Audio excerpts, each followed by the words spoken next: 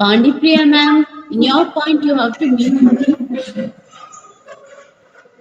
Prakash sir, kindly tell them. But chairs அதனால mute பண்ணிக்கோங்க. Sir mute பண்ணிக்கோங்க. சரி.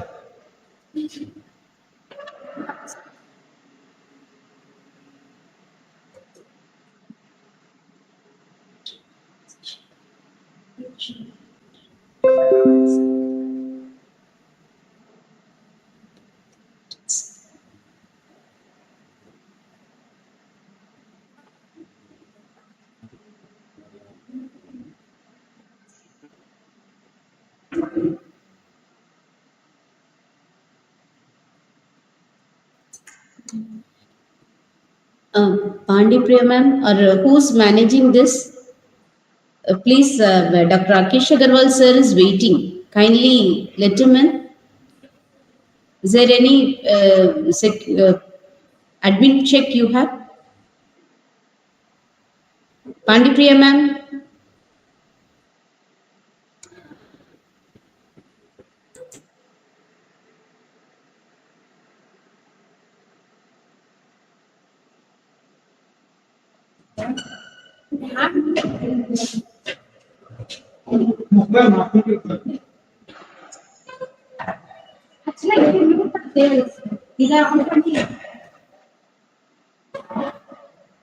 Pandipriya ma'am, it's not audible, ma'am. Actually, resource person is waiting. Rakesh Agarwal sir is also waiting. It is shows that someone needs to let me in. That's the text sir has sent. You permit him in. What happened? You can permit security check.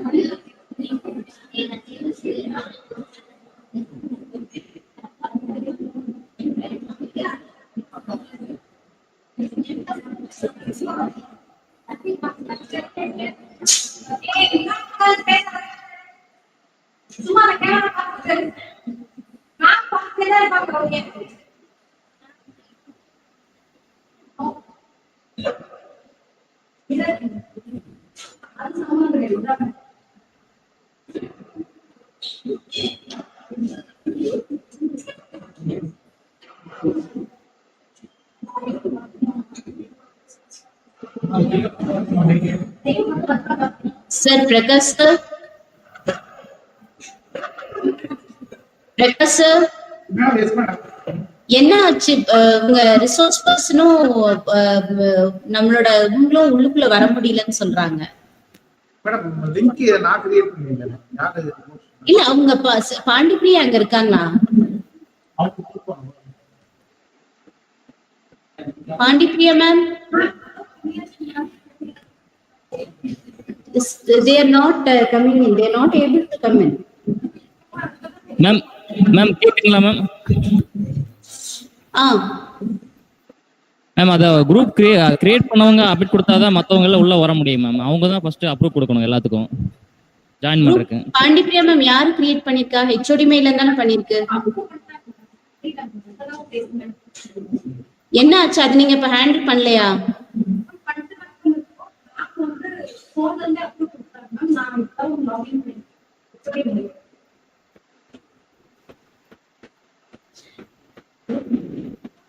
Please settle this issue immediately.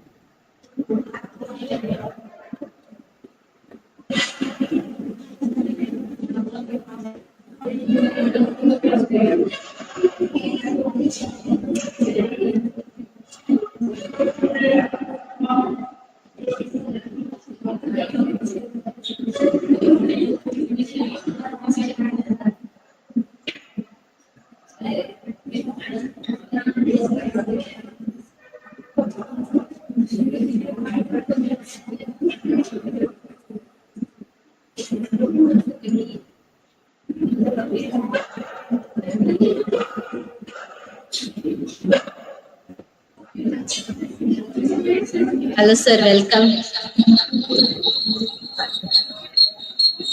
Hello. Am I audible?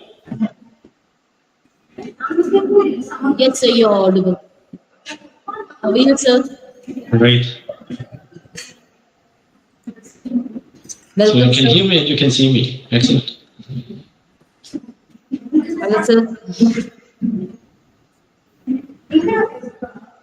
Is it a yes or no? Can you hear me? Sir, you're audible, sir. Your video is in. Perfect. Good afternoon, everyone. I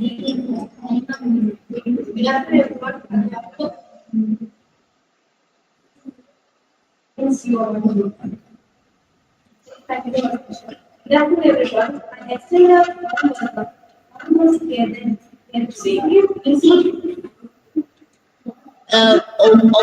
Audio is not clear. Raise your voice or come closer to the panel so that your voice will be audible to all.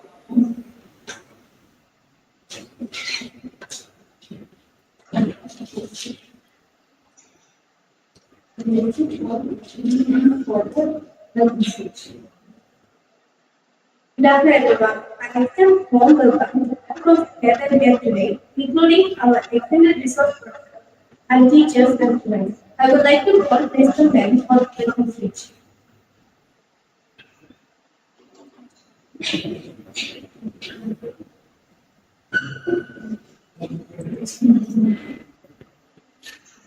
Hello, Dr. Yes. Shalini. Yes. Hello, Hello. Dr. Hello, sir.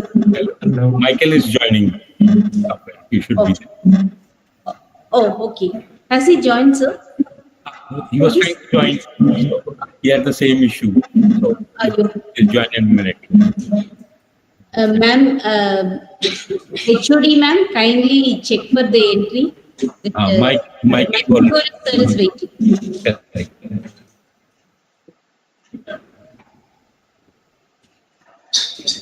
Okay, ma'am. Donabet, all the best.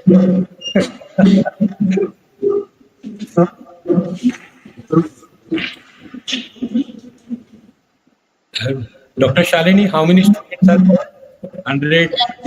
350 registered, sir. As of now, a few of them have joined. Rest would be watching through YouTube, sir. Okay. YouTube streaming is. So, Donabet, your topic is of great interest, and so the students are very excited. I thought it would be around 150, but it seems larger numbers are there. I'm just seeing my.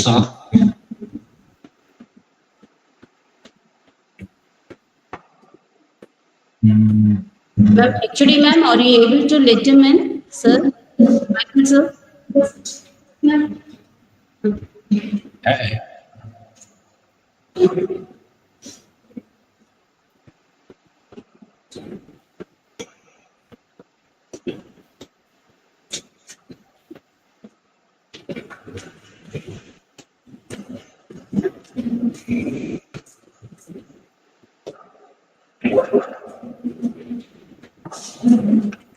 Ma'am, sir is waiting. Ma'am, are you able to do it?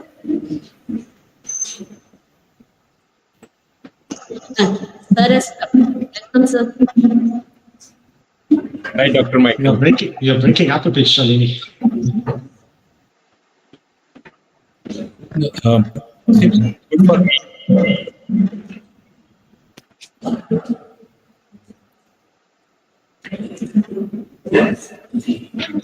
I request MOC girl to start it again. good afternoon. I extend a warm Your voice is very low. Please come near to the panel.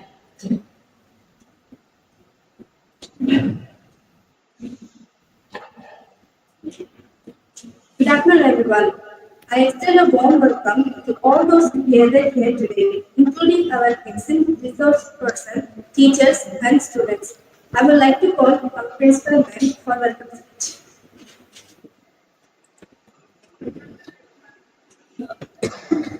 Most respected dignitaries, that is the people, those who are the base for this program, Mr. Michael Goris, Dr. Rakesh Agarwal, and present today's resource person, Mr. Donbit, and all other learned professors, participants, students, everyone. A pleasant afternoon to you all. Actually, this kind of TED talk we have planned because of some reasons to enrich the knowledge of the students. In the very first program alone, we planned with our students. Later, we requested Dr. Rakesh to permit us to include outside participants too. Generously, he permitted. Now, through this activity, we are getting a lot of people getting benefit out of it. So the base reason for here we acknowledge the support of Dr. Christoph from German. Through him only we are able to get Mr. Michael Goris, who supported us in arranging the project work for our final year computer science students. Through him, Dr. Rakesh Agarwal helped our students to do their projects with the people, those who are working for Standard Chartered Bank. So the students, those who are doing their final year of undergraduate program, now they are trained, they are practicing how professional the work is, or the industrial experience is shared by the experts. So with that expertise, girls are able to learn in a better way. Along with that, enriching knowledge is a part which is very important, wherein which we are given various sessions. I think this is a third session. Initially, we got one person from US and another person from Kuala Lumpur, and third one. Those both previous two sessions are with blockchain technology and AI factors. Now, the third one is very interesting because whatever may be the technical side, how interested we are, only the technical people can learn fully. Others, we try to understand the basics of it. But seeing this title itself, many of us are waiting for this day because the people factor in organizations and the power of culture, which really made us to sit for this session, which gives us some curiosity to learn out of it. We expect Mr. Donabet to tell about himself and his topics. We are eager to hear from you, sir. And it's my pleasure to welcome all of you to this session. And I encourage students to learn as much as possible. And I thank all the participants from other colleges, other industries for spending your time here to travel with us to enrich our knowledge. Welcome you all. Thank you.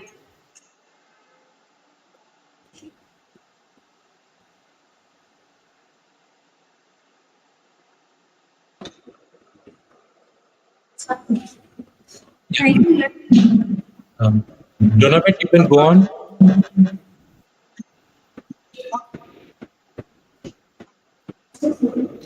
Can't hear you. Can you try again? Yeah. Yeah. Try again. Can you hear me? Okay, so I have to come a little bit closer, okay, to the mic at my camera as well. Okay, it seems. All right. If you can't hear me, raise the hand and let me know. Yeah. Then we take it from there. Perfect. All right. Great. Thanks a lot. Okay. Good afternoon, everyone. Yeah. I'm really, really honored, and it's a real pleasure for me to be here. Thanks, Dr. Shalini, Rakesh, Michael. Thanks to the entire college for giving me the opportunity here to talk to you today about a topic that, next to all the technology, and the technical skills that you are learning, I believe it's equally important, if not to say actually essential, for your future careers and your success as well. And very honestly, it will be always one of my core guiding lights in everything I'm doing. Okay, it has accompanied me now through more than 3 decades in the professional life, and whatever I'm going to share with you, of course, is a little bit subjective because it's my experience. But later I also share with you a little bit of literature and materials that, quite interestingly, also reflect on that subject accordingly. I want to begin with actually asking one question, okay, to all of you. Have you ever been in a group where you felt supported, you felt encouraged, actually you were capable of doing more than what you maybe even yourself believed you can do? Think about that for a moment. Maybe it was a project during the class. Maybe it was an element in a sports activity that you're doing. Or maybe it was just, a group of friends studying together. Now think about the opposite experience. Maybe you had that as well. An occasion where you actually felt rather isolated. No one really helped you. There wasn't actually a real team working together. It's exactly that contrast, the difference between a supportive environment and a more unfriendly, or actually, shall we say, a more toxic environment. That's exactly what we are talking about today. Because one thing is absolutely clear to me. Success in life and in work, it's not just about what you know. It's also about the environment that you are in. It's about the people you are working with, and it's actually about the culture that surrounds you. Now, obviously, we all together, we hear a lot about technologies, right? Artificial intelligence, blockchain, Internet of Things, machine learning. Yes, they are all super important. Actually, also to me, super exciting as well. I try to get my head around many of those things as well. I reach some technical limitations here and there because I'm not that deep dive, techie, but it's absolutely fascinating. And it's absolutely clear it's providing really world-changing advancements. But I guess there's something which no one really tells you enough.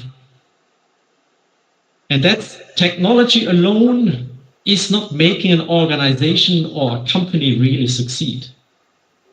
People do.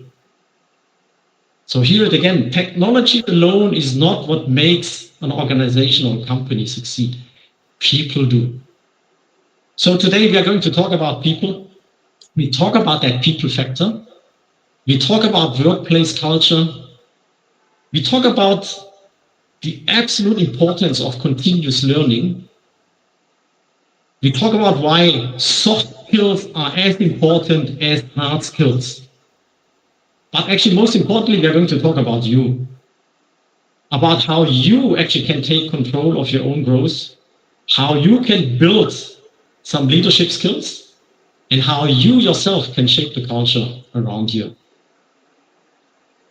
So let me try and enlighten you all, what I mean with that.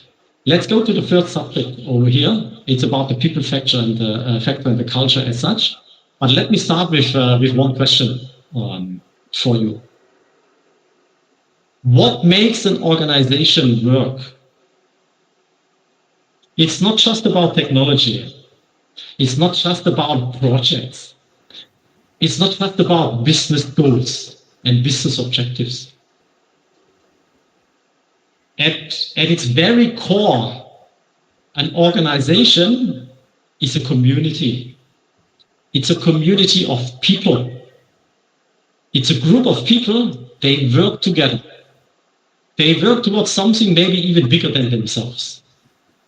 And that's the real stuff that I want to share. Now, a company can have the best technology. You can have the best resources. You can have the best market strategy. But if the people do not communicate with each other, if the people don't collaborate with each other, if the people don't feel they are actually valued, none of all that technology element of that business element really matters. So let's take an example. Now imagine there's a tech company and they are working really on the latest, sophisticated AI product. Okay. They have the best engineers, they have the best coders, they have the best tools. They might even have the best funding. Millions maybe have flown into that. But what about internally? If employees, if you're afraid to speak up, if you don't feel like sharing your ideas, if there's no teamwork, if there's really no culture of belonging and culture of learning, what do you think is going to happen over there, despite all the wonderful prerequisites that have been fulfilled apparently on the surface? Well, the company is going to struggle. People might even leave. Actually, innovation might slow down. If you now compare this with a workplace where people feel safe to step up, to speak up, to share their ideas, where teams really support each other, where there are leaders that encourage upskilling and growth. That's really the power of culture. This is the power of culture. So what does it actually mean, a strong culture? Well, a strong culture actually leads to innovation. Why would a strong culture lead to innovation? Because there are employees, because there are people, they feel free to take some risk and they feel free to share their ideas. A strong culture leads to teamwork. Why is teamwork so important? Because people are here, they are supporting each other. People are encouraging each other.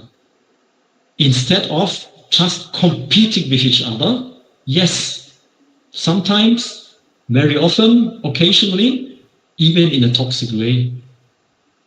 A strong culture leads to growth. Why would a strong culture lead to growth? Because companies, they invest in their people. And these people, they invest in their work. That's the power of culture. This is why it's so pretty much important. And that's actually one thing, okay, to always to remember. You don't have to be a CEO, or the big super leader to influence that culture.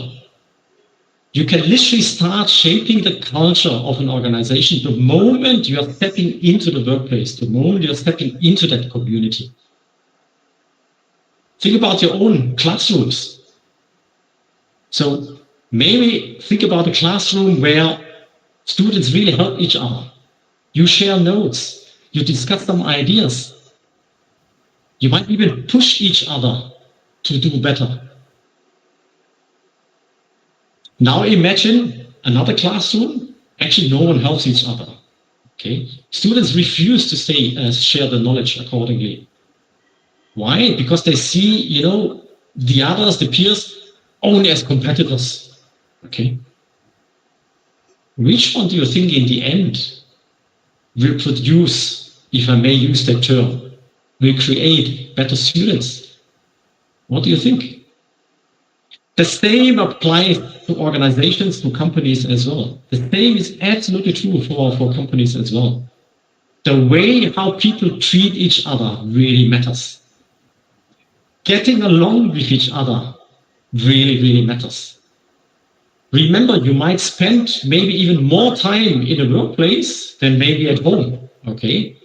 Now, I try to avoid the term of it's my second family or the family away, from the real family, but there is some truth about this as well. You need to get along with each other. People need to work together. People have to treat each other accordingly. That's the power of culture. So how could that manifest itself then? If you look into a couple of those subjects. Let's first talk about learning, okay? Now you're students now, but actually learning doesn't end when you graduate, right? Or when you finish the course. In life, in real business world, in a real corporate world, learning never stops. And that's something I have learned, let's say, with both experiences, a positive as well as a negative experience, but it's crystal clear. Learning never stops. It's a lifelong journey. And right now, I think we are all witnessing this, ourselves. Technology is changing rapidly. AI, artificial intelligence, is evolving on such a scale, I think no one imagined this 2 years ago. So to me, this means the skills that you're needing today, they actually might be outdated 5 years from now. Lifelong learning, okay? And to me, this also means companies, organizations, they don't look for degrees only anymore. They look for what I call the adaptability of individuals, of people. So they look for people who can learn, not just for people who have already learned something. So it's unlearning, relearning. Yes, it is a journey. It is lifelong learning. Learning never stops. So the real question now to you is, are you preparing yourself for a lifetime of learning? Just think about that. There are great companies, and great companies actually, they encourage learning. Many companies offer training. Yes, okay, there are training programs all over the places. But great companies, they primarily create a culture where everyone is encouraged to learn, where everybody wants to keep learning. Everybody has the hunger to grow, to improve themselves. That encouragement makes really great companies. If you may, okay, allow me to share one very handy, because I spent a lot of time in India, over many years. When I was leading a global service delivery center in India for a really true global organization, it's an integrated service software and managed service provider. In fact, actually, one of the top 3 Microsoft partners globally. Okay. When I was leading that service delivery center, together with my leadership team over there, we not only ensured that there is actually continuous learning by providing learning and training programs. We strongly encourage everyone to learn and to keep learning by making it a personal goal of our people. Now that becomes a little bit tricky occasionally, but if I may say, in India, it works a little bit, with, in Lex terms, the carrot and the stick, right? So we actually incentivize our people with continuous learning. What do I mean with that? We actually made this part of the compensation as well. So if you're spending time on your learning, and obviously reaching a certain degree, getting a certain certification, maybe improving yourself from a, let's say, beginner level to an advanced level to a proficient level, we actually incentivize this with monetary compensation as well. And make no mistake, people were very happy to take this up. So think about this. What do you believe is one skill outside of your current field that you want to learn? Just keep this in mind. What is the one field, the one skill outside of your current field that you want to learn as well? Because what I believe is people who succeed in the future won't be the ones who know everything today. It will be the ones who never stop learning. Keep that in mind. Learning never stops. It's an ongoing journey. I do not want to discourage you from what you're doing right now. That's already fantastic, right? Be happy about your graduation. Bear in mind, it's a journey, and the journey has just begun. Lifelong learning. Another element that we should look into about here is, next to all these technical skills and the technology, we also need to talk about soft skills. Yeah, of course, you also heard that, and you might already engage accordingly. What are soft skills? You know, presentation skills, communication skills, facilitation skills, team working, problem solving, adapting accordingly. These are all soft skills. Why do these actually matter? Let me put it that way. You can be the best engineer, the best coder in the world. If you actually cannot explain what you are doing, if you cannot explain your ideas and how you contribute for the entire organization to make progress accordingly, there is a chance you might be ignored. So you can be the smartest person in the room. If you can't work with a team, if you can't work within that community, you might not get that far. Think about two job candidates, and they're applying for a role in artificial intelligence. Now, one is really the technical genius, okay? He knows everything about that specific topic, okay? He really went down the rabbit hole. He is the go-to person, right? I always say he's the guru, you know, in that area. However, at the same time, that person really struggles to explain their ideas accordingly.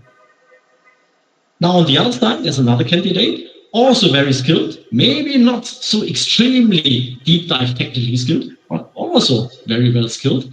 But that person can communicate. That person can work in a team. That person is happy to share the knowledge accordingly, and maybe even lead projects. Now, who do you think will stand out more? For me, soft skills are the difference between, let's say, being just another employee or just another member, and someone being truly recognized and maybe also potentially becoming a leader. This, to me, makes the difference on the soft skills. Now, again, if I refer to my time in India, when I was leading that Global Service Center, we actually had a very unique personal training program for our people. The program was called Management U. Okay, Management U, it's all about you. What was our intention of that program? Well, our aim was to basically make our people more confident, less inhibited, and simply becoming a better self, whether this is now on the professional side or whether this is on the private life. And I can tell you what amazing results we could produce out of that program. We had people initially, they could barely introduce themselves. They were stuttering by trying to explain who they are, where they come from. Fast forward towards the end of that Management U learning program, the very same person had no problem at all standing in front even of our global leadership team, not in India, global leadership team, and presenting a very important topic to them. No issue at all, very well received and acknowledged accordingly. That's the power of soft skills. Actually, clearly demonstrates that soft skills are hard skills, okay? So it's still a little bit of a mystery why even today in 2025, we still talk about soft skills. Even I still have to use that term soft skills in order to explain what I wanted to explain. In fact, these are hard skills. So remember that next to the technical skills, you also need these inverted comma soft skills. And that brings me to another subject. And that's about leadership. Now, to be crystal clear, leadership is not about titles or job titles. Not at all. Leadership is about helping others. It's about serving others. It's about encouraging others. It's about enabling others. It's about, quote, not from me, but from someone with the name of Simon Sinek, a very well-versed leadership guru, almost to say. It's about taking responsibility for the people in charge of you as a leader. This is leadership. Now, in principle, everyone can become a leader. Every one of you can become a leader. Make no mistake about that. Have the ambition, go for it. Nothing is preventing you to become a leader. You might even start, maybe on a small scale, college club, or again, maybe in a sports club. Whether you're in a small, medium enterprise or in a big multinational, right? In principle, everybody can become a leader. However, and this is one of my fundamental experiences I made, and I stand by this undivided until, I can't breathe anymore, okay? It really demands that you are willing to take time and that you're willing to spend time with people, your people as a leader. And that's not just, again, on functional or technical skills, but also more on the soft skill side, okay? You have to show a genuine interest in the person, not only as a companion worker, as I mentioned, from a functional technical skills, but what is really driving that person, also from a private personal perspective. You must be willing and prepared to take time for that. That genuine interest in person is a prerequisite to become a leader. Why I stress so much on that? Because it's all about authenticity. You must be authentic in everything you are doing. Because, let's be clear, okay? We all are who we are, right? You are who you are, I am who I am, okay? If you try to pretend someone else, I can tell you, people will notice that. People will feel that. People are not stupid, okay? So stick to the authentic yourself, okay? You are who you are. And that leads me to my core recipe for success in that area over here. And this is one single word, and that word is respect. Everything starts with respect. One has to be treated with respect, no matter what role, no matter what function that person is holding, no matter what the background of that person is, or what anything else that person is doing in that organization. Everyone deserves to be treated with respect. That's the fundamental prerequisite, the very foundation of everything. With respect, with actually mutual respect, that you're also constantly demonstrating and actually living, you will see that eventually trust will emerge. And that's another critical element. If you demonstrate respect, if there is mutual respect and it's recognized and it's noticeable, and you treat people accordingly, eventually trust will emerge. And why is this so important? Trust is so essential. Again, it's a foundational, it's a critical foundation element of building and maintaining relationships. Yeah, so respect, demonstrated respect, lived respect, leads ultimately to trust. If there is trust, there can be absolutely great relationships. And guess what? We are all human beings, okay? It's a fundamental human trait, relationships, right? We all want to have relationships. We have relationships, we want to have relationships with the person left and right to you, right? With your lectures and so on, with family, not family, in the professional world. It's a fundamental human element, human trait. And let's be crystal clear. That's an element of human intelligence which no artificial intelligence will ever reach. I'm 100% firm on that one. You can quote me on that. That's about the human trait of relationships. Now, let's also be clear again, make no mistake, and I think I alluded to that before already. People have a very good sense whether they are treated fairly and with respect or not, okay? Combined with that authenticity that I mentioned before, people will note whether someone is pretending or not. And that's basically leading me to another strong learning in my career, okay? And I put this in my simple terms, okay? A schmuck remains a schmuck, no matter how many leadership programs that person is going to attend. Okay? A schmuck remains a schmuck. And why do I say so? Because they are not authentic. They don't show that respect. They are not really genuinely interested in the people. Very often, they believe they are leader because they hold a position. Don't become one of these. Great cultures create great leaders. And great leaders, they shape great cultures. As I mentioned at the beginning, almost everything is based on my personal experience. Okay, now there's a level of subjectivity. I understand, right? But hey, I'm here to share my experiences, right, with you. But of course, I also read a lot, of materials, of research, of articles accordingly. Now it's always difficult, to basically share those things without, again, becoming a little bit too subjective. But you know what? I thought actually I do so.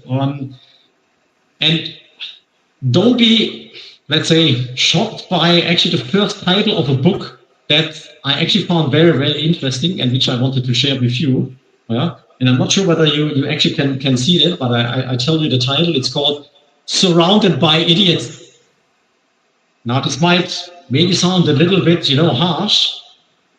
Actually, the author Thomas Erickson talks about the 4 types of human behavior. And there's a small, subtitle. It says, how to understand those who cannot be understood. So why I'm emphasizing on that is because as part of our ongoing relationships, initially, we might think, what the heck, what kind of person is this, Now, Thomas Erickson actually defined 4 different types of persons and behaviors, and he's using, the colors accordingly. The red, the yellow, the green, and the blue. Yeah, one is characterizing a person which is maybe more extrovert, another one more introvert. One is more task-related, one is more maybe people-related, okay? So don't get shocked, by the term. I think it's just to make the case, right? Surrounded by idiots. There is actually a very interesting model inside here that depicts how very own core values of an individual, how attitudes, how the behaviors are developing accordingly. So if you are interested, in these kind of subjects or topics, I recommend, that book to consume as well. Another one that I'd like to share with you is everyone wants to work here. But doesn't this sound great? Yes, right? That's the ultimate objective of an organization, of a company. It would be great if everyone wants to work here, okay? What I found very interesting over there is of course, there's a lot of content on subjects, but then there are quite some interesting quotes. And I want to share 3 quotes with you, which I believe are really nicely touching the subjects I was talking about right now. Quote number 1. Most leaders are unaware of how much impact their everyday behaviors have on the organizational culture and how seemingly innocent decisions can negatively impact the lives of their employees. Second quote, it's not applications and software tools that create efficiencies or inefficiencies. It's how people make use of them. And the last quote, and that one actually I like very, very much. Okay. And maybe one or the other of you have already encountered this already, but mark my words, actually you might encounter this, in your professional life eventually. Okay. Refrain from saying to the team, don't come to me with problems, come to me with solutions. Huh? Don't bring me problems, you bring me solutions. Wow, because if they know the problem, and if they know the solution, there's actually no need to come to you as a leader, right? So let them come to you with problems as well. That's what makes a leader as well. So let me wrap up, let me summarize, and let me give you 3 takeaways, okay? If you take something with you, take those 3 takeaways with you, okay? Number 1, success is not just about technical skills. It's about soft skills. It's about learning. It's about working with people. Takeaway, culture shapes everything. It can either help you grow or it can actually hold you back. And the takeaway number 3, leadership. Leadership is not just about title. It's about how you act, how you think, how you treat, encourage, support, enable others. So my final question to you, what is the one skill, be it now a soft skill or technical skill, what is the one skill that you will start improving from today onwards? Because the future isn't something you're stepping into. Actually, the future is something you are building. Actually, it all starts with you. So thank you for listening and consuming my thoughts over here. And that's exactly, what it's meant to be. It's diversity of thought. Take it in as another, reflection of the subject. People, culture, leadership, soft skills, lifelong learning, because it's equally important, sometimes even more important than only the technical skills that you're learning. Thank you very much. Back to you. Yeah, thanks, Donovan. And while you can't hear the applause. Thank you. No. Exactly, and it requires a lot of applause, and the girls are there in the room. I don't know how much we can hear them. Are you clapping? I saw they clapped already, but I couldn't hear it. Can't hear it. Now they're clapping. I can hear that. Yeah. So it goes like a wave, huh? So one room, second room, third room, and so on. So there are 4 different rooms. Lovely. Yeah. Awesome. Yeah, Dr. Michael, you want to speak something? No, I think, Rakesh, shall we raise the floor for questions? Yeah. Definitely. Yeah.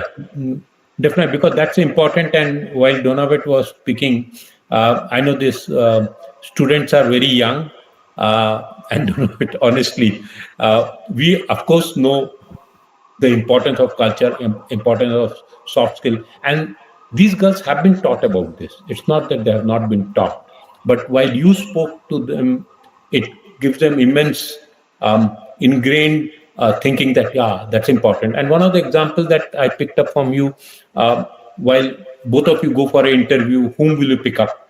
Who's better in communication and stuff like that? And that's one thing which is very important for campus selections also while they go.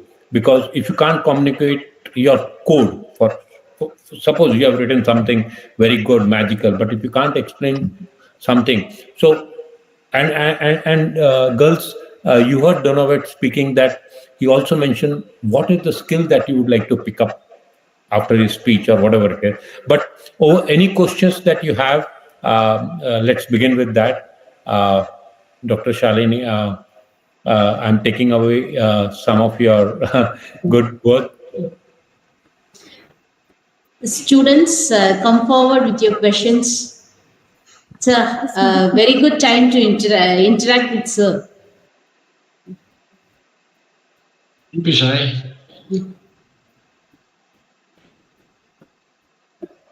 Will they speak or they will type? Someone once told me, maybe it's also interesting, for everyone in the audience. Someone once told me there are 3 S in life. Okay. The first S, step up. The second S, speak up. The third one, shut up. Okay. Now it's not the time for the third S, shut up. Okay. You can step up and speak up. Yeah. Are you typing it on the screens? Chandan Sharma. Okay, there's someone is chatting. Can you ask questions? Yes, sir. We have few questions from our students. The first question is: what is the most soft skill that you believe in that is underrated yet essential for your success? What's the one soft skill you believe in most underrated yet essential for success? Essential for success, but which is underrated. Sorry. Yes, sir. Wow, that's amazing. Yeah. So obviously that can't be communication, because communication is underrated. Actually, I think it's really on top of the list. Maybe one that I want to highlight is facilitation skills. Okay. Because you might be in an environment where you have to bring people together, where you have to, for example, like this one right now, you have to prepare that meeting and that session right now. Okay. You have to coordinate with a couple of people. You have to make sure that things are being aligned accordingly. That requires facilitation skills, right? That everything is running properly.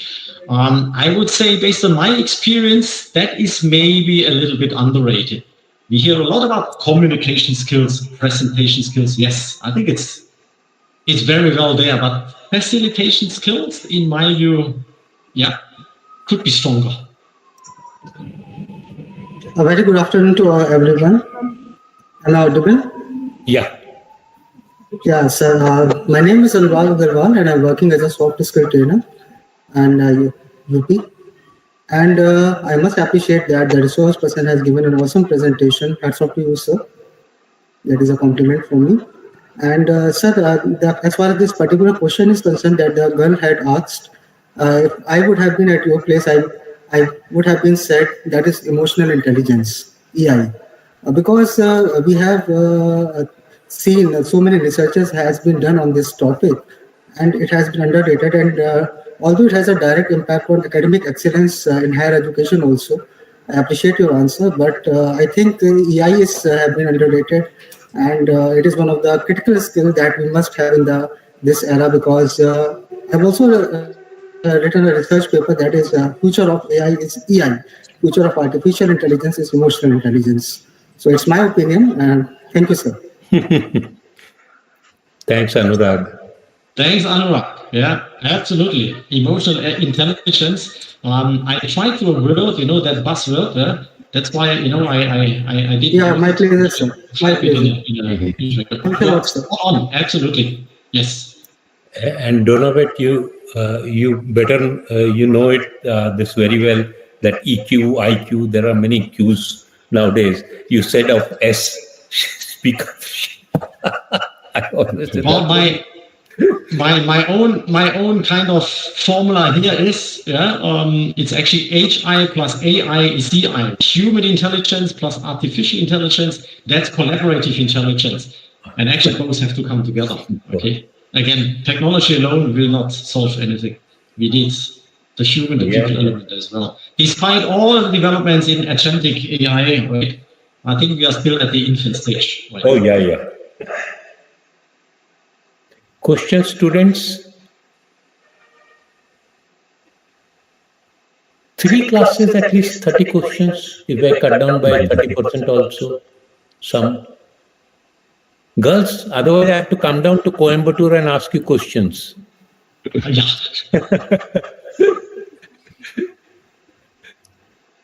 Good afternoon, sir. Sir, what is the most valuable technical skill you have acquired and how it impacted your career? That's a very interesting question. Yeah. This is difficult. And Donovan, you probably did not introduce yourself also, so they should know who you are. So that I explicitly did not do so. I was waiting until the very end. Or if someone actually asked the question. I typically shy away from basically talking about myself. I'm here to talk about the subject. Okay. I think one of the, and that's maybe because it's a vast element of my career. Okay, I spent on a business application which is called SAP. Okay, maybe you heard about that, right? That software basically allows you in an organization to buy stuff, to sell stuff, to pay employee salary, and so on. And as this was accompanying me, over a large portion of my career, I would say this was definitely a core skill I require. Why I'm mentioning it? Also in that SAP area, actually it's a wide area, it's a wide field, okay? So within that, you have many, many different vertical, even technologies that are applicable in that ecosystem. And this is something maybe you should always be cognizant about, right? There's one technology, right? But that technology alone might not be, let's say, the golden solution for everything. You might need other technologies as well. But you cannot be master of all the technologies at the same time with the same level, okay? And I used to describe this in what I call the T model. It's like a T, okay? The letter T. So if you acquire technology skills, you are going down that vertical line over here. I call it the rabbit hole, okay? Like a rabbit that goes down into a hole, okay? So you acquire those skills and you feel fairly confident about that. But then you notice, hey, but there's even more, towards that. So you go deeper. And then you notice, but wait a second, I did that mistake. How do I go about that? Right? So you reach a certain level and then you feel very, very confident and comfortable with that. But from an overall total solution that maybe your team or organization is working about, there are many of these T's that have to work, together. And at one point in time, you might decide, what? Actually, this is not, all I want to have, that one. So you're climbing up again, and then you go left and right, and then you learn another skill. Why? Because you learn, wait a second. I now understand that in order to make this really, really happen and working 100%, I should have some other skills as well, right? And this is how you basically try to conquer, a little bit of a broader spectrum, but never lose, your core skills, your core excellence, because this is, where you really become, the expert, the sought after expert, right? So I would say for me, I was a specialist in a certain area, but I would consider myself rather to be a more broader, knowledgeable, skilled person. Now it worked out for me it might not work out for everyone, okay? You might be very happy with that very specific technical skill, right? And there's nothing wrong about that. I always was hungry, to learn a little bit more, go a little bit broader and not so deep. I would say it's a little bit of a personal thing. And by the way, I would also go to that extent. Don't let other people or, what you read all over the places basically tell you, but you have to be, if you are that specialist, you will never move forward accordingly. I don't believe in that. Okay. There are always opportunities. We all have choices in life. You will have plenty of choices in life as well. Thank you, sir. Sir, yes. How could you describe your leadership style and how has it evolved over time? Very good question. Thank you for that. I summed this up in a very simple statement and term. Yeah. My leadership style, people before numbers, has always been like that, and I have been confirmed in my doing accordingly.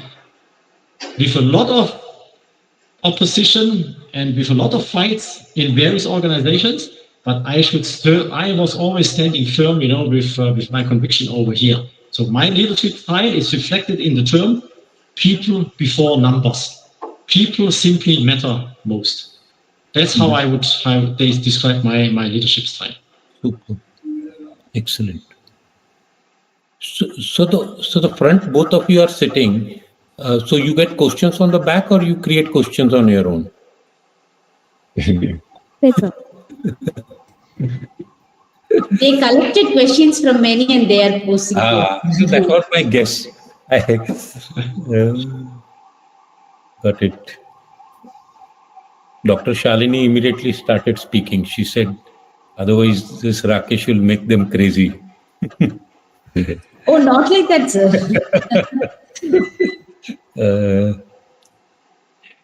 So, can I move on to the next question? Yeah. How do you balance maintaining a strong company culture while allowing for individual employee autonomy and creativity? You are surfing. You're surfing the internet and getting some questions like this. Such difficult questions. Also, we are getting from the students. But the students are getting difficult questions. It should be much. Sorry, Donovan. I like that. Yeah. So remember what I said at the beginning. Every organization, it's a community of people. Okay, and as you also know from yourself, maybe even within your family, the neighborhood, and so on, right? Communities, they have to go a little bit in the same direction. Okay, so overall, right, the organization, they must set, at least some, I wouldn't call it guardrails, but it must be clear this is maybe our vision, this is maybe, where we want to head to. Okay. That makes it hopefully clear to everyone, okay, how do I contribute to that? Now, in order for you to contribute to that, you might have a very strong, let's say, eagerness and ambition on a very specific subject over there. And by all means, go after that, okay? But eventually, you must be clear, how does this contribute to the overall objective and to the overall goal, right? Because in the end, it doesn't help you and it doesn't help anyone else if basically what you're only focusing on is, let's say, your own satisfaction, but it doesn't help, the overall community. Yeah, so it's a balancing act. There is no golden rule for that, but it's clear you are part of the community, and with this, to the community accordingly. I hope this answers a little bit the question. Thank you, sir. Okay. Mm-hmm. Do we still have time for more questions? Or? Yeah, we can have. If nothing, then Dr. Michael, would you like to speak something? Well, thanks, Donabet, for sharing your experience. And actually, if it's worth something, I can fully subscribe what you have said about culture, technology, and the likes. So I very much see. I have experienced the same thing during my professional career. In order to make this very easy for you to grab and to remember, is one little thing. When you have physical goods, like you have money, 100 rupees, and you share it with somebody, then you're left with 50 rupees. So the value for you personally decreases. But there's one good message in life. There are other goods which actually increase value if you share. Love, affection, respect, and knowledge. If you share these, there is more value created. And that's very easy because you create knowledge for yourself, you share it with others, and that actually increases the total value because you get something back from the others. And the same for love, affection, which pays into the culture element of your community, of your company, wherever you are. So keep this in mind. That if you are yourself the source of these virtual goods, then you will receive and you will get back. This sounds a little bit esoteric, but that's exactly how it works in real life. And I've experienced this, and this is also what Donabet has tried to share with us. So thank you for that.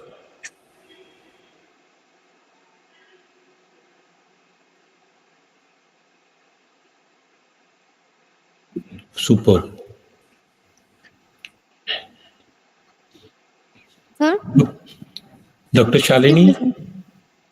Yeah.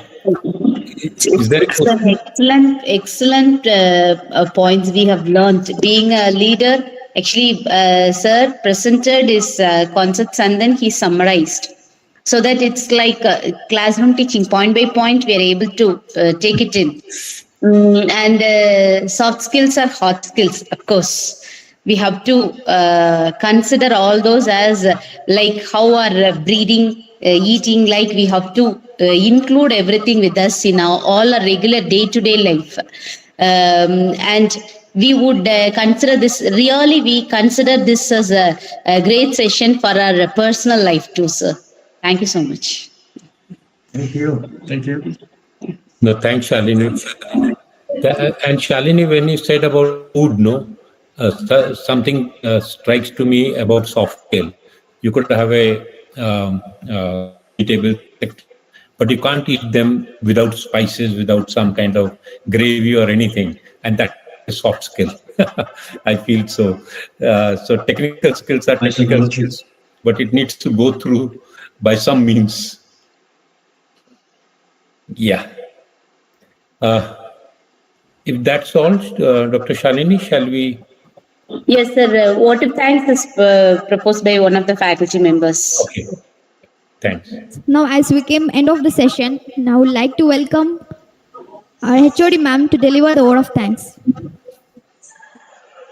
Good evening, everyone. I am sincerely thanked to our esteemed resource person, Mr.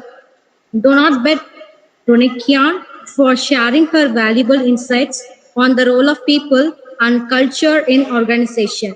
Your words have been truly inspiring. A heartfelt thanks to Dr. Rakesh Agarwal for his presence and continuous supports, and to our principal, Dr. Shalini Bakim Kamala, for her encouragement and leadership. Encouragement and leadership. I also extend my gratitude to our all faculty members, students, and other participants for her to encouragement our TED Talk successfully. A special appreciation to organizing team for the dedication in smooth session. Once again, thank you for all being a part of wonderful event. Thank you, sir. Thank you, ma'am, and thank others. I extend